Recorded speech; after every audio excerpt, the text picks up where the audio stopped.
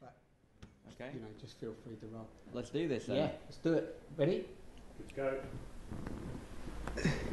Hi, hello, and welcome to Simon on the Sofa, or should I say, in the awesome deluxe, I don't know, is it Burlington? Chesterfield chairs. This is a first, guys. I hope you're going to love this setting. I'm with a wonderful man today who I've just met for the first time, other than a conversation on the phone. And I'm in London town, and I've been guided to this man, you could say, pointed by a conversation I had that you guys would have probably already seen on the sofa, if not with Samjana Moon.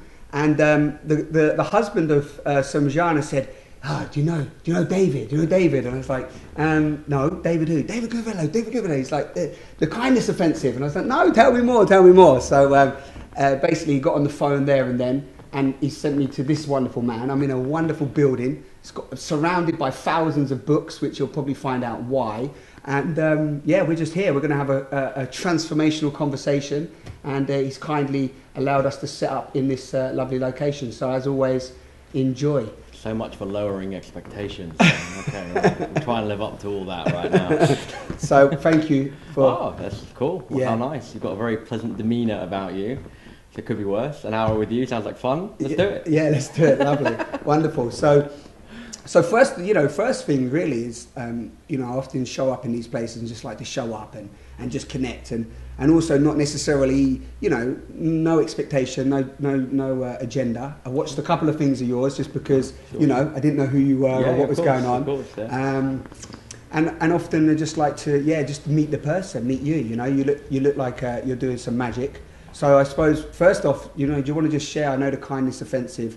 That when I sent it out to somebody, actually, first and foremost, they replied back. They said, "Amazing." They said, "Strange name with the offensive." That's all she replied back. She looked at the video and it was like, "Strange name." That's a good thing from where we're sitting because it sticks in your head, and I think that's a lot of what you're looking for when you're looking for a name.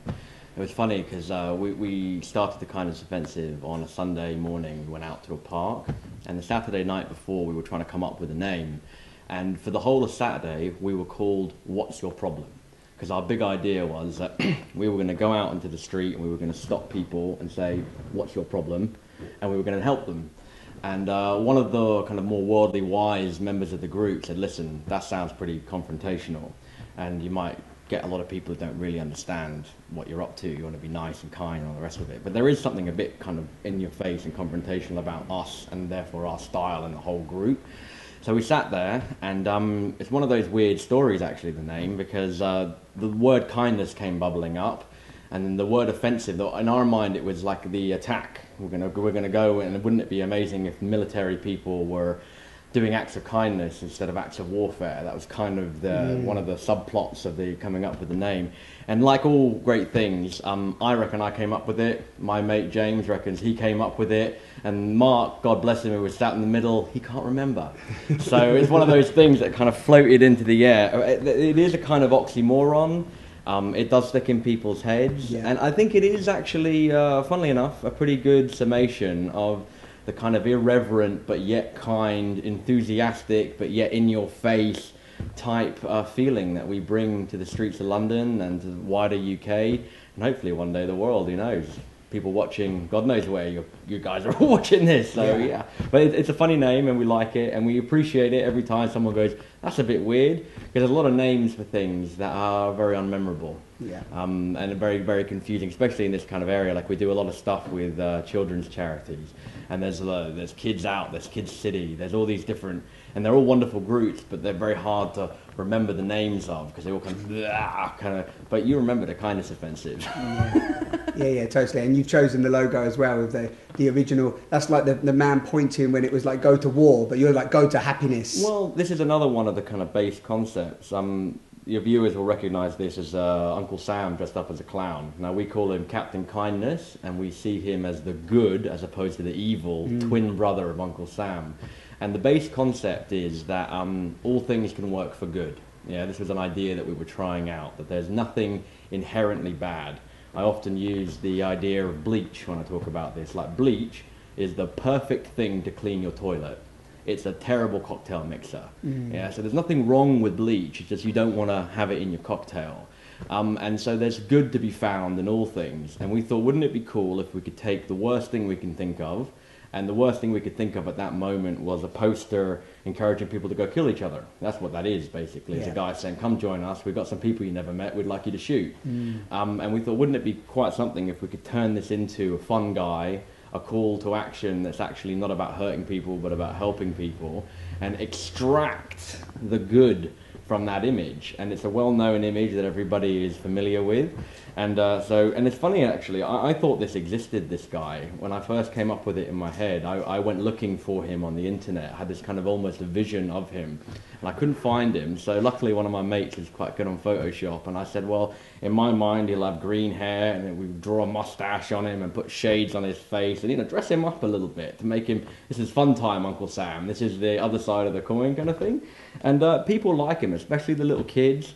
And he's done well for, and it's a kind of funny icon that we've kind of we work with that people quite like, and so we've stuck with it. Yeah, it's like and it's also an aspect of you as a character, right? Because, you know, there's a bit of you in there.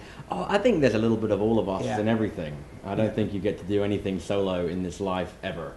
So yeah, sure, there's a little bit of it in there, and it's quite fun. The idea that this character's been reappropriated, and there's even a funnier bit of the backstory. We wanted to see what we could do with this guy, and we were concerned that we might get sued by somebody because it's kind of, you know, been around for hundreds of years and all the rest of it. So we looked into it, and no one owns the copyright on Uncle Sam. So we thought, well, why don't we do that? Why don't we register this as a copyrighted image for ourselves, so we can kind of totally and legally reappropriate Uncle Sam? So we actually registered him as a trademark, and I think there's a 3-month period where you have to put it publicly up online for anyone to object to. No one objected, so we actually now own Uncle Sam. You've commandeered him. You've made him. You've taken him into the family. He's part of who you are. Absolutely. I'm just going to grab my drink. Yeah, grab your water. Exactly. Thank you. So with like Kindness Offensive, you know, you're like one of the biggest in the UK. You're a random act of kindness, and for everybody watching, random acts of kindness, whether it be, you know, flash mobs, you know, just going out doing a good deed, pay it forward. I got the pay it forward bracelet on here. You know, you guys. I mean, there's while we're doing this, we really one of the things about us, and you'll see this as you look online, and maybe you can get to know us over the coming period in the future. We don't like to talk. That's one of the things. A lot of people talk a good game, but they don't do anything. Yeah. And we reckon that you are responsible for your speech and your mental process, but insofar as that affects action. So we refuse to give talks or interviews or anything like that without our preference is to always do an act of kindness, because then you can experience it. So here's something very random, and during the course of this interview, maybe we can open it. Maybe you open that up, and you get a little flavour as an individual of what we do, and it's completely random, and it may be something that you yourself don't have a need for. Maybe you can take it out into the streets and find someone else. Pay it forward, or maybe you hit eBay with it. There's no strings attached. Don't mind what you do with it. It's just a bit of fun. But we like to actually have that fun as opposed to just be talking about it. Yeah, I'd probably just pass it on to somebody when I leave here. Absolutely. Well, that is actually part of the fun. I should have kept it wrapped up. I'll have to wrap it up. A Bosch iron. Look at that. Every man's dream. Well, I'll tell you a funny story. We know the guys over at Bosch. Thank you. No, you're welcome. Literally just a moment of fun. That's what we kind of specialise in, is just creating little moments where it's unusual and it's a bit of fun. And kind of contrary to a lot of people's perceptions, you know, we've spoken to the guys, senior management at Bosch, and we explain that we want to create these magic moments. And surprisingly, because it's not the narrative we're normally fed about corporations, they kind of look at us and go, yeah, that sounds like something fun for us as well as for you, so we'll do that. So they shipped out a whole load of these and blenders and all kinds of other kind of gadgetry just for fun, just to have some fun. So let's hold on that a minute. So when we talk about we're doing random acts of kindness, because one of the things you've done, you've got millions of equipment, and you call it that you got a technique, I think, from Robert, right? Or that's right. From Robert, I'm going to be speaking to later about this whispering, right? So I don't know if you reveal what that technique is, but I know you and your team, you practiced that for a long time. Absolutely. But you got like untold amount of equipment sent to you from different companies. Absolutely. Yeah. Over the last sort of however many years. Since August the 3rd, 2008, when we started. So 2008, yeah. So in terms of that, like, because I know you said something lovely before, it's not about manipulation, it's not about getting angry, it's not about trying some sort of scam. You're like literally having a conversation, and then these people are feeling like they want to be involved. So how does that flow? Well, it flows. All credit to Robert. He's the godfather of phone whispering, and it's a technique. It's kind of an aware cold calling, I think might be a way of describing it. So the first thing is you don't know the people you're calling. These aren't mates, colleagues, friends, family. They're complete randoms. And I guess that we could spend several hours on this. But in essence, the whole gig is that imagine the best case scenario. Yeah, so let's say that you're the company. Let's imagine now that you're the guys at Bosch for a minute. I'm the guy calling you. So I'm going to imagine that you're the nicest person I've ever spoken to. Yeah, that you are capable of making people happy, that you're capable of having a really lovely conversation with me, and that potentially this call could make a lot of people out in the world either fed or joyful, lots of other needy, wonderful, great things. So I get myself into that frame of mind as a phone whisperer, and then I make that call. And very importantly, I forward date. You talk about pay it forward. Well, we pay it forward in our minds. So we act as if, this is something maybe Robert might touch on, it's already happened. So it's not a guess. I'm going to behave like you are this amazing person and this awesome thing is going to happen. So perhaps on a phone call, I might start by saying, hi, are you in charge of all the electrical equipment? We establish you're the right person. Say, fantastic.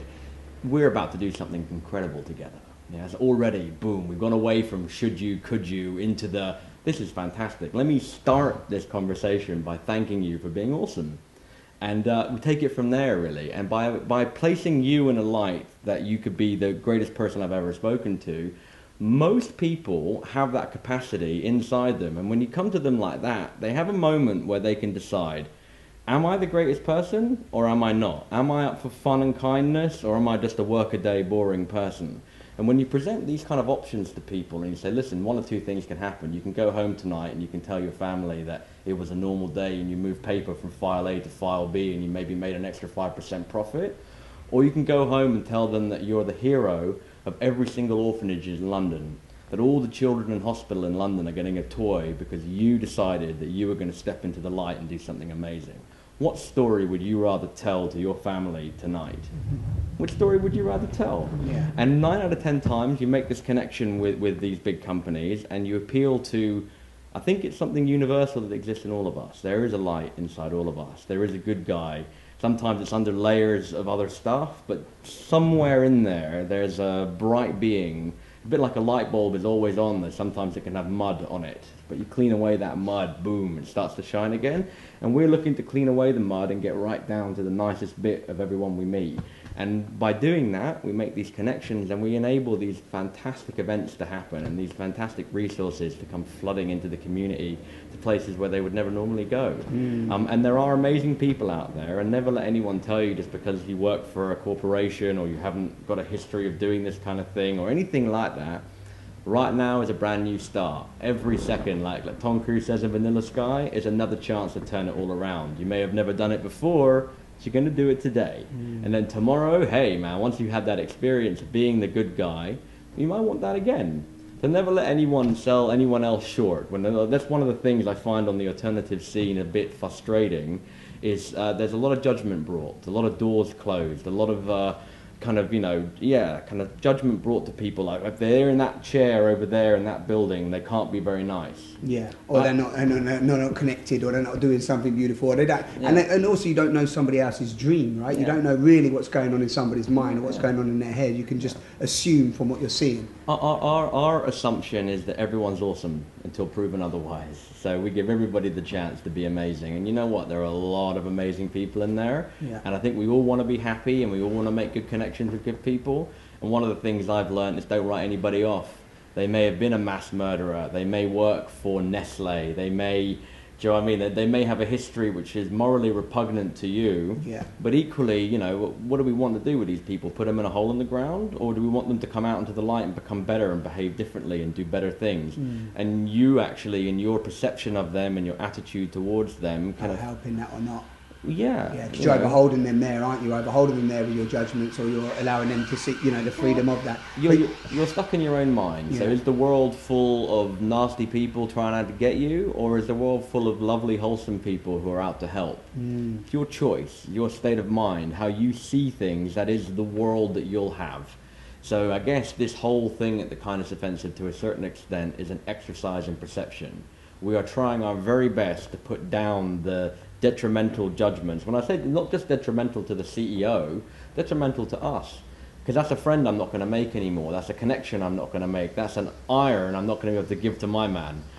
Possibilities close down when you close them down, and they open up when you open them up. And we've opened up some crazy possibilities. Yeah, you mentioned before, didn't you, that was a big shift, almost a bit of an epiphany. You described it as before as well. It's like you had an epiphany on actually the way that the universe or society, or just how, I suppose you could use, for people watching this sometimes, maybe energy, because you shifted energy really. Once Robert had told you, hadn't it? Yeah. You'd be like, wow, hold up, I know it started with pizzas. The guys started getting pizzas originally, and it's like, okay, I'm getting pizzas, but then it moved on and on and on, and you was like, how can we do good, right? We went on this trajectory that the technique of phone whispering wasn't developed primarily to help other people. Yeah. It was developed as a method to do things and to reassign our own kind of place in the food chain of the world, as it were. So for a long time, for a couple of years, phone whispering was done exclusively for selfish reasons. So when we needed an iron, we got an iron for ourselves for free using this technique. When we wanted to go and see Jay-Z or the Rolling Stones in concert,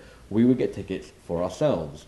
And that was awesome. And I'm not knocking that. And we still do stuff for ourselves now. It's not as if we're pious people who do nothing we were doing it for ourselves. And then one day we decided, as a result of a conversation, to see what it would be like to do it for other people. Is there a value greater than keeping that iron for myself and going to eBay and maybe getting myself about 40 quid? That's substantial. That's pizza for everybody in this room. Or is there a greater value in sharing that with you? Is there? Question mark. No answer. Just let's go and have a go. And at that time, we were in a pretty special place because we were capable of getting our hands on tens of thousands of pounds worth of stock for nothing. Stuff that would take us or anybody in reality years of their life to earn the money to buy would just been delivered for nothing to us in the door kind of thing, and we would just bring it in. So we decided to experiment, and as a result of the experiment, we found personally that there was a genuine value, a real value as in most people pay for value. So we were getting a valuable thing by sharing that experience with other people and seeing the looks on their faces and knowing that we'd done the good thing and being able to go to bed at night reflecting on the smiles and the cupboards that were now full of food that used to be bare and all that kind of stuff was actually a valuable thing. Yeah. And the most I'd say to anybody watching this is, my conversion goes so far as not to preach about it, but just to say to people that maybe give it a try yourself. Have a go and when you're walking past the cafe, maybe try buying that guy's coffee who's sitting at the table, or letting someone in front of you in a queue and seeing how you feel. If it's not for you, then don't do it again. But you might find, like we found, that it's actually a fun, rewarding, lovely thing to do, and that there's more value in paying £2.50 to buy someone a cup of coffee than there is than hoarding that £2.50. What are you going to do with that money? Maybe that's half a cinema ticket. You might have an hour and a half of fun at the cinema. It's different things you can do with the resources of time and energy and money that you have. And we've discovered that to a certain extent, there's definitely something worthwhile to investing. Like some people have savings accounts, and every month they put £100 into that account because there's a value there for them. That there's an investment to be made here. And instead of putting that £100 into the bank to spend in 50 years' time, or maybe never. A lot of people die with these things piled up around them. There's a real value to making people happy, selfishly, for me. Yeah. That's what I was going to say. I was actually going to say that it is a self. You said earlier I still do stuff for myself, but actually it's all for self. It's all for self, absolutely. And if you even go back to the ultimate idea of the full circle of giving and receiving, if everybody actually just continued to give and receive simultaneously, the circle would continue. But it's only when, like you said, people hold it back. You almost block the chain of that cycle of like giving, receiving, and that flow for everybody to have. I don't. It's difficult. Long conversations, and you end up with people who can play them back and look at the minutiae of the detail of what you had to say. So I don't know on a scientific level, but I'm starting to believe myself that there is an unseen mechanism, and I think most people know it as karma. And according to the rules of karma, like there are rules to gravity, in reality, it would appear that the things that you really get to keep are only the things you give away. They're the ones you actually get to hoard and have as yourself. So Okay. as a purely selfish individual, and I'm very candid about that, do you know what I mean? I want happiness for myself. I want a good life for myself. I'd like a hot girl on my arm and a fast car outside. I'm not above all of that. But to get the things that I want, to really be happy, to have high quality people come into my life such as yourself, the trick to having a happy existence is to give it all away, man. Yeah. The more you help out, the more you put yourself out there for other people, the more other people will put themselves out there for you. The more you're prepared to invest your heart and soul into being nice to people and making sure that they have a good time. Do you know what happens? It's obvious, isn't it? Yeah. They're prepared to invest in you, and people investing in you is the secret to happiness. That's I've never been happier than when I've been surrounded by people who are interested in my welfare, who are interested that I'm okay. And you only get that really if you invest in other people. Yeah, and again, I'm going to throw in there that it's you're in that moment you're investing in yourself. Oh, and that's what's so rich, which so many people miss. It's funny you brought this up. It's really lovely because when I watched some of your stuff and even seeing that you give it out and you was up on the field and you originally said what do people want, and sometimes it's not such a deep thing, but we might go, oh, my toaster's broken or whatever, right? And it's like, and I love that. But then I was also on this journey that I've been on, I'm very aware of how ultimately people are seeking happiness in stuff, in material stuff, like you mentioned, a car, the house or whatever, or even in another partner, or thinking that they need fulfillment. And it's like, although you're still giving that, which is giving people an instant bit of appreciation, happiness, nice, I feel happy today, the kindness offensive have given me this, or I've been given this gift. There's what you're pointing to, I feel, is a much deeper, the sense of happiness, which isn't actually, it's not a tangible thing, is it? I don't know what you feel about it. It's not the tangible thing. The thing is just a symbol that is giving somebody maybe a little bit of instant gratification. But what you're pointing to, I feel, is that you're experiencing that real happiness. Happiness is a multifaceted thing. I think it varies from people to people. And I think one of the problems with people who set out to seek it in alternative, shall we call it, ways, is they kind of try and deny themselves all the worldly pleasures. So it's not a good thing to have a lot of stuff, or some people are abstinent, or there's lots of different kind of things where you deprive yourself. So you mustn't be into too much food, or mustn't get drunk, or there's a lot of kind of piousness that comes with this that a lot of people can't wear very comfortably. I think creation's a playground. I think, you should be able to get drunk every now and then, have some great sex, drive a fast car. All these are the toys of creation. But equally, you should put the welfare of your brother first.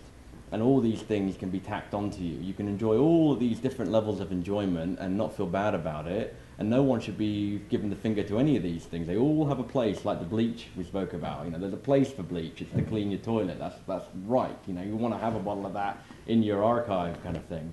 All these things, but I do think that I've found anyway, the happier I get is the more I put other people first, and the more I put other people first, the more they put me first, and that kind of that chain has gone on.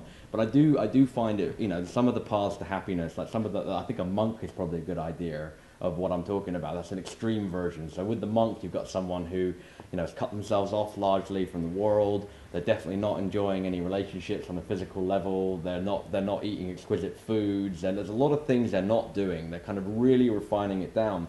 And there's some people for whom that's perfect, no doubt. But a lot of us look at that and think, I couldn't live without this, that, and the other. So I'm not going to try any of the stuff, even the good stuff they're trying, because that's over the top for me. And I think that's a shame, because I think you can enjoy all these things, everything in moderation, including moderation. You can have a good life and help people. And for me, I couldn't live the life of a monk. If you gave me a list of things I couldn't do, I'd tell you where to get off, But you probably could if you chose to. Yeah, I would never choose to, though. Yeah. I would feel unhappy. Yeah. I'd feel unhappy. And for me, But you also think you'd feel unhappy. Because that's also an assumption. Yeah. Because you don't know. I guess it is. Though, I feel when you know, I feel the yearning for things that are beyond just helping people. You know, I think having a list of desires isn't a terrible thing. And I guess, I don't know, coming from where I come from, look, man, I wear Nike Air trainers, and you know, I'm a London street youth. I was a junglist when I was brought up. You bring me that kind of stuff, I am going to tell you where to get off. So I've got to, well, the idea of you know, denying myself worldly pleasures like a monk. I couldn't handle that. No, but I love what you just said. You're a junglist. So I was a junglist. Yeah. Burglar. Okay. Went to jail at 18. Lock down the stuff, guys. Yeah. Lock down the stuff. So burglar. Yeah. Went to jail when I was 18. Yeah.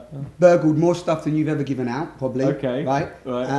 And addicted to MDMA, cocaine, and all sorts apart from heroin. Okay. Right. Probably was at the Paradise Club when you were there. Sure. Right. So junglist to the extreme. Yeah.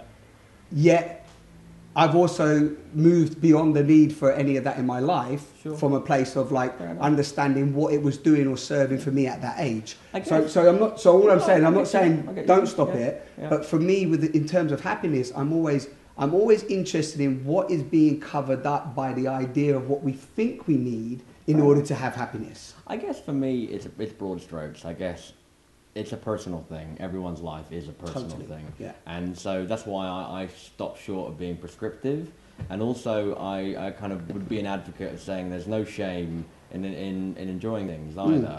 That's basically it in a nutshell, what I'm trying to say. And I guess a lot of people feel that some enjoyment is shameful and some enjoyment is of a lower quality than other enjoyment. For sure. And my take on it is that this is a big playground.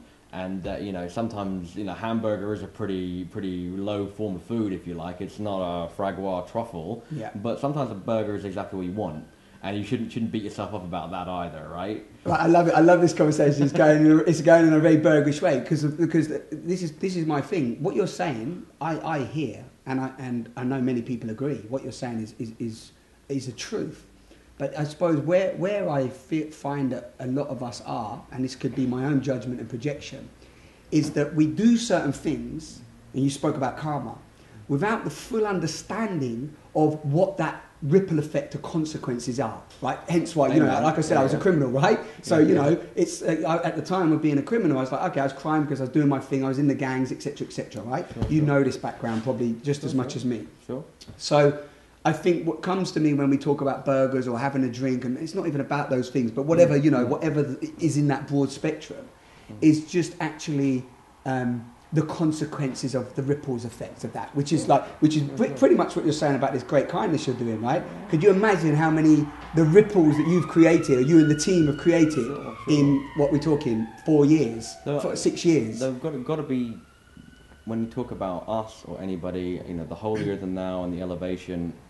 I think it's impossible to live your life without that ripple effect, whatever you're doing. Exactly. You talked about one end of the spectrum with burglaring. We're talking about giving stuff away, which is the complete opposite. Right. And I reckon we both have had equal impact in the world, and everybody watching this has also had an equal. There is no hierarchy. Yeah. If you're a part of the network, you're part of the network, you're part of the network. And this is the thing, I guess, with this kind of idea, is a lot of people feel they have a loftier position because they've given up this, or because they don't do that, or because they focus. You know what, I'm not better than anybody. I get stuff wrong every day. There's a group of people who can watch this, who'll be looking at this saying he's a real piece of work, that guy, and they're right, because when I dealt with them, I wasn't the shiniest, best person I could be. Yeah. So I always shy away from anyone elevating anybody, especially me or anything else, to a higher plane like that. You know, I think we're all in this together. We all have little bits of insight. And, you know, a little bit of insight, you know, what I'm notorious for, I guess, is like, I'm here to say that, listen, I've found that there is a value. Like when you were a burglar, there was a value. You went into a building, you walk out with a laptop, that's worth a lot of money, that's valuable, that's why you bothered doing it. You made dinner out of that and paid rent, right? Well, I'm here to tell you there's something valuable about giving away your laptop as well. There's the other end of it. I'm not here to judge what you did, you know, but, you know... He's still going to hide all of his stuff, but he's not going to judge me. And I come at that with a level, still, you know, this is 6 years you've been doing this, I still come at a level of surprise that I can, with all honesty, tell you that there's a real, genuine value, selfishly to me, yes, of course, to helping you out. Yeah. And that's the whole gig, man. That's it. Yeah, yeah. And not the only thing you should do, not necessarily, No. but there is something there. There's something there to explore. But I love, I think I love that because there's a simplicity in it. Yeah. It's a real beautiful simplicity. And, and to vouch that, even me being here today with David and the team, is that the first conversation we had, it was very much fully given, wasn't it? I mean, I know it was because it was like, look, come down, we can film it, we can edit it. You don't have a camera right now, no problem. I think I might learn how to whisper to get myself a new camera. But in terms of you are very much just, I feel anyway, in the very short time I know you, just live in that ethos. Well, listen, let's talk that through because again, it seems like a purely selfless thing, but listen, right? You come here, you've got people who are going to watch your uploads that we don't have any access to. There's at least going to be a handful of people who've never heard of us before who are going to hear of us now. By helping you out, we help ourselves. Again, exactly. By offering you the chance, you'll see that there's James Lights behind the camera here. He's going to be putting together an edit of this. There'll be a couple of cameras bouncing left and right. It'll look nice. It'll hopefully be an enjoyable hour or so for people to. Because we put the effort in, we're going to be able to showcase what we do to people who've never heard of it. You're going to have a nice hour. I'm going to have a nice hour. Everybody wins because we invest ourselves into it. And life's kind of like that. Now, if I'd said to you, listen, mate, you ain't got a camera, you ain't got a location, come back when you do, and been all high and mighty, people are like that. I get that. I've had that. This video wouldn't happen. Yeah. The people watching this would never get the chance to think that guy's a loser in that hat. Do you know what I mean? That would never happen. So we kick open possibilities with this attitude. Yeah. And it's not because, it's a kind of holier than thou thing. It's a practical assault on the universe. How do we behave? You want to be happy? You want good things? You want to meet good people? Well, okay, what do? It's a bit like when you want to build a plane. There are laws of aerodynamics, and you best know them if you want to make your thing fly. Yeah, well, there are kind of things going on in the universe. The laws, if you want to take off as an individual, you'd best act in adherence to that. And take a gamble on strangers and invest yourself a little bit, because then you end up in the possibility of making good things happen. Yeah. And that's my experience of it. That's why we're not investing into this kind of bank of karma because we think it's a good idea that maybe one day. This right now, this conversation is evidence of an attitude. Yeah. That iron is evidence of an attitude. Yeah. And it's only because it gets results. Now, if it turned out that we lived in the corner of the universe where punching you in the face was the best thing to do, dude, I'd be punching you in the face, right? But we're not there. Yeah. We live in the place where helping you is by far and away, demonstratively, the best thing I can do. So why would I do anything else? And lovely, but again, lovely what you're saying there, because if you think about it, a lot of people do live, not to point the finger, but a lot of people live where probably punching somebody in the face seems like the best thing for them to do, right? Plato said that. Everyone's trying to do the best thing. Yeah. Everyone's doing what they think is the best thing to do. And for their survival and to stay alive. And I've got to clarify as well, like I would be surprised if I watched this conversation back in 10 years and didn't roll my eyes about what I'm saying to you right now. Yeah, I'm sure. Yeah, like these answers are work in progress. Yeah. I'm seeking to work out how to behave better. Yeah. I'm coming at it from a position where I know I have played appallingly often and frequently in a terrible way. Yeah. Just instinctively, I'll fuck you, and like it happens. And bubbles out. Reactions come, don't they? They just come out of nowhere. Absolutely. Like I just swore there. That's not the best thing I could have done. There might have been a 10-year-old watching this. Maybe you could bleep that for me. But you know what I mean? like perfection, is not something I have fingers on, but I definitely think it's a worthwhile destination to try and get to. Yeah. And like I said, 10 years from now, I'll probably watch this back with a notepad and pen if they got that wrong. I lived a different experience to that. So trying to get it right is kind of where I'm personally at. Yeah, you're doing the best you can, or at least now, in any given moment. So trying my best. And we got someone knocking the door. Bless. Yeah, that's good. No, that's fine. We continue. We can't let them in. We let them in for a cup of tea. We're gonna maybe Robert can. See them. So this is what happens when you do stuff live. Yeah, but I love it. This is what I love. I love unedited reality. Thing, bells go off. What are you gonna do? I love the richness of that. But it's what you're sharing again is it's really lovely, because your own what it feels like for me and for people watching. Like, one of the things I do is about transparent communication. Okay. So I'm passionate about people expressing themselves in their truth, trusting who they are, wherever they are, like you said, because everyone's at different levels. So when you point out the fact that, even that awareness that, yeah, okay, in 10 years' time, you might look back. You know, I look back at some talks I did sort of 5-6 years ago, and I'm like, oh my God, I put the mic on wrong, and I was like saying a load of, you know, and it's all, it's evolved and changed. I've met people, you know, again, you know, beautiful people like yourself along the way, and every time I meet somebody, you today, Robert, and so on, I'm learning. Absolutely. There's opportunity to learn. You know, who am I in that reflection? And that's rich. I guess that you know, you talk about learning, and then you end up in my mind with the kind of teacher-pupil dynamic.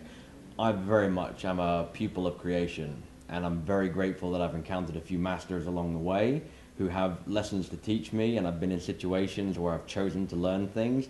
But, you know, I'm not even a grade A pupil. I'm probably the guy at the back of the class just desperately trying to keep up taking notes. That's kind of where I'm at. But I'm grateful. We're looking over the other end. Dude, but the thing is, what I'm grateful for, the thing that I've realised, maybe that I've got maybe something to offer the guy sitting in the desk next to me, is there is a lesson going on here. It's a multi-choice exam, and it turns out the answer to every single question on that exam is kindness and love. That's it. Yeah. And I'm not, even though I kind of intellectually understand that, I'm still getting low marks. Yeah. But I'm working on it. And the only thing, I've nudged the guys next to me and say, listen, this is actually an exam room. Creation is an ongoing moment by moment test of your character.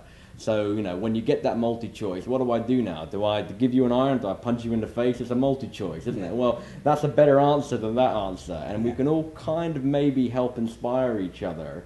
And that's kind of one of the things that I think, you know, I can't take responsibility for the kindness offensive. It's this organic kind of thing that's grown. But one of the things I personally like about it, and brings me back to the table over and over again, is the fact that it's a very visual, kind of in-your-face example of that.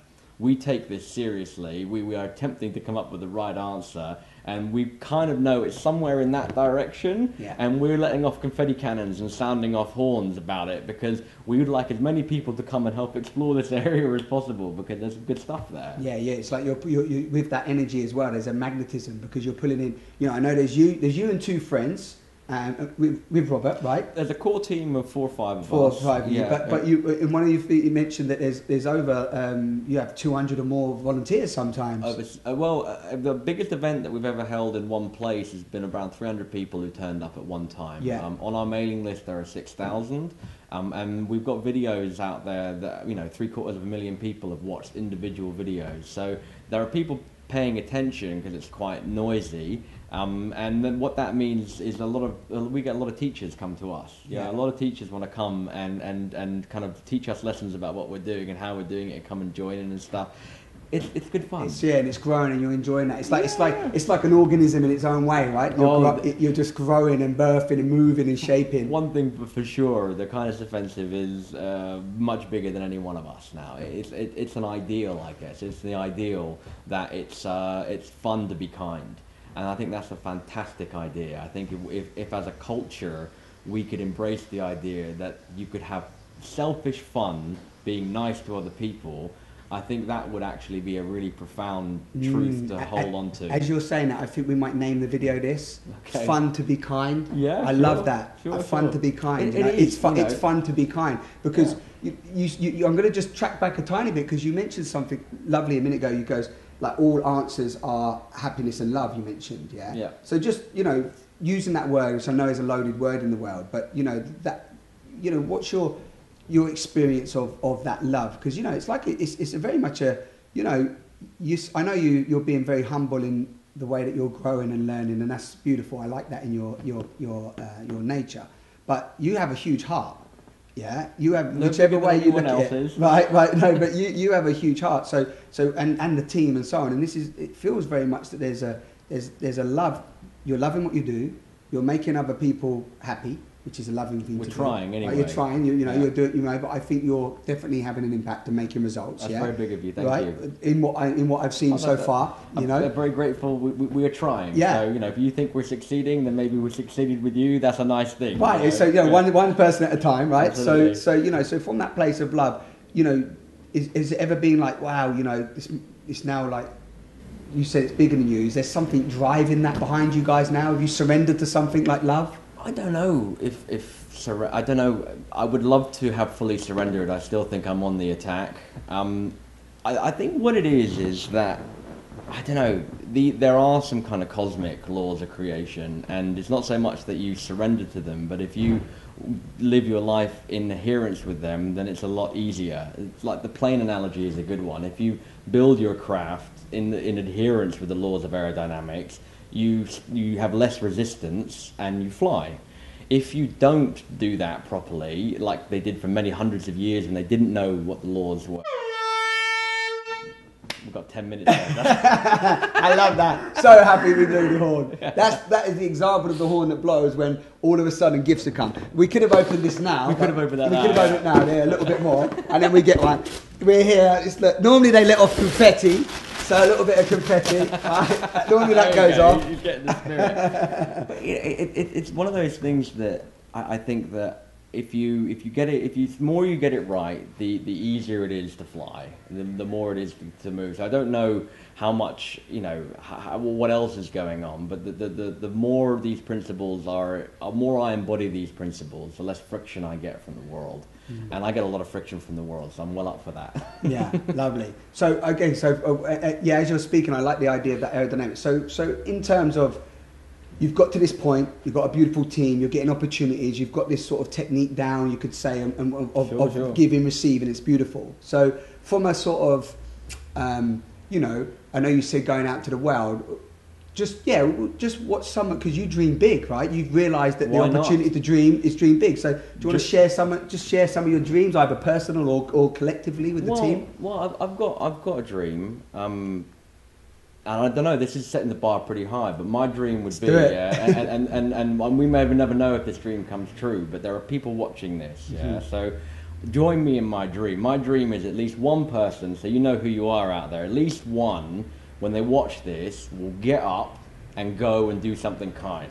Now imagine if we can sit here now, you and me, two cronies, just having and somebody out there says, maybe I could have fun. Genuinely, don't do it because you think the world needs it, or because you want to fix in the world. Yeah, you want to go to heaven or anything like that. Yeah. Just the crazy man in the hat has suggested the idea that I could have a fun time, meet someone I never met, do something that would otherwise not be done. That's my dream. My dream is that one day we all wake up and do nice things, man. That would be... Let's send that out there now. And with everybody watching. Help me make my dream come true. Yeah, you know who you are. Yeah. Get up and go and buy someone a cup of coffee and make my day. Yeah. That's my dream. That somebody out there will help make me happy. Yeah, but I'm really loving the simplicity in this. That's a beautiful thing. I work with people on, in different things, either workshops and events and so on. And often people have become so, I suppose, a bit stagnant in their body, their life force, their vitality. And when you sort of like say, what do you like doing? I sometimes I say, what do you really love doing? And honestly, I get sometimes, I don't know. It's like, whereas the fun aspect of just being alive and what you're bringing, go get a hat on with a smiley face and just walk around town. Yeah, well, whatever. The thing is, we often say this because we know we're very colourful and a bit garish, and that's not everyone's cup of tea. So I would say, listen, you're welcome to come and join us. We have no vetting policy, and if you want to join the Kindness Offensive, you go online, you click the button, you're part of the mailing list. You could be at our next event wearing the silly hat and giving toys to kids or food to hungry people or whatever. But it's not really about joining the Kindness Offensive or wearing a silly hat. It's about living your life, and as you live your life, you spot that guy who needs you.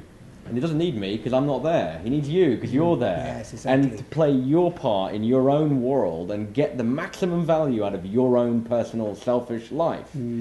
I think if we all did that, that would be it. The job is done then. We're finished. Everything would be okay if we all kind of lived that. So yeah, my dream is just that, I can live the ideas that I know to be good on a more and more frequent basis. I live up to these things, which maybe if I live 10 hours of a day, I might live up to this stuff for 15 minutes. Maybe if you come back in 10 years, I might tell you that I've reached half an hour. Now that would be something if I could double up on that. Yeah. And if one person out there can go and get someone else a cup of coffee, I would love that. That would be amazing. That would be a worthwhile use of this hour that we spent together. Yeah, totally. I feel that as well, and I also feel that I love that because you guys. It's not even just for everybody watching this. Just to note that this isn't about a charity. an organisation, a company. No. You're not trying to sign on. In fact, we are not a charity. Right. We are not a religion. We are not a company.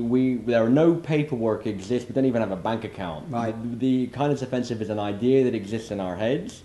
And we kind of did that because we are a group of friends and we're a group of like-minded people, and we don't need paperwork. If I see the love in your heart, should we write it down? Exactly. You know what I mean? Like we were just getting on with living our lives, and you know, that for me has been a very liberating thing to know, because often when people come up to these things, they say, "I've not got the experience. I don't want to start a bank account. I don't have a guy to take minutes at a meeting." We don't have any of that stuff. Yeah. We don't have minutes of meetings, and we're just a group of guys, and this is a way that we've discovered that we can have some fun with the world and meet nice people and spend pleasant hours. And I hope you've enjoyed a pleasant hour. I think they have, and I think they've been inspired as well. I think people are, will be more than inspired, was what I was about to say.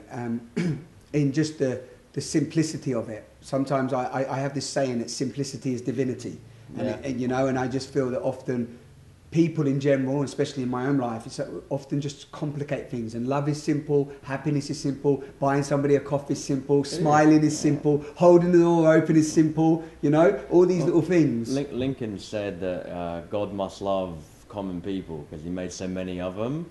And if there is anything going on, truth has to be gripped by everybody.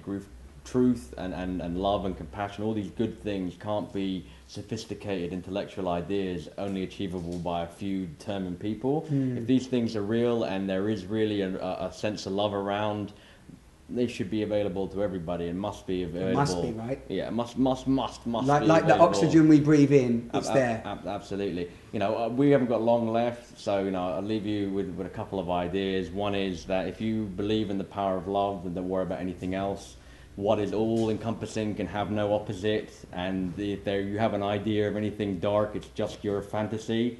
In reality, it can actually be real. There can be where there is even a little bit of light, darkness is denied, absolutely. And there is a little bit of light, don't worry about it. It's fine, it's all okay, it's always been okay, it always will be okay, and we're all fine. There's no problem. And you're going to get to speak to Robert. Yes. And you know what? You never met the guy. You guys never met the guy. You're about to talk to a legend. Yeah, literally. Like, I'm going to step back as a small man and leave you with a master now. It's been a real pleasure.